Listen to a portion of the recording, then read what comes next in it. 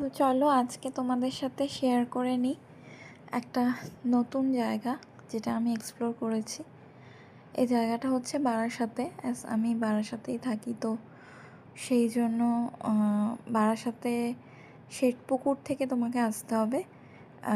যশোর থেকে শেঠপুকুরে নামলে ওখান থেকে যে কোনো টোটোতে বলতে হবে যে চৌধুরীপাড়া বেলতলা যাব।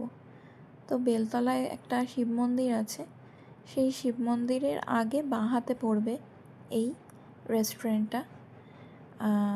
রেস্টুরেন্ট ঠিক না, এটা একটুখানি সাবেকিয়ানা আছে এটার মধ্যে। এটা একটা ক্যাফে টাইপের, কারণ এখানে পাস্তা, বার্গার এই ধরনের জিনিসগুলো, চা, কফি, চাউমিন এইসব পাওয়া যায়।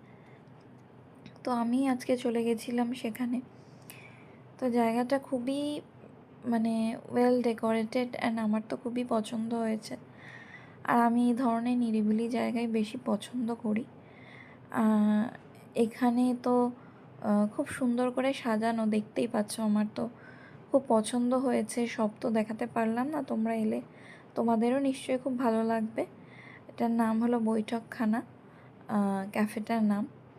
আর এখানে মোটামুটি সিটিং অ্যারেঞ্জমেন্ট যা আছে, একসাথে মোটামুটি 10 জন মতো তোমরা আসতেই পারো যদি তোমাদের কোনো শর্ট পার্টি বা কিছু অ্যারেঞ্জ করা থাকে, বার্থডে পার্টি এই ধরনের, তোমরা এখানে সেলিব্রেট করতে পারো।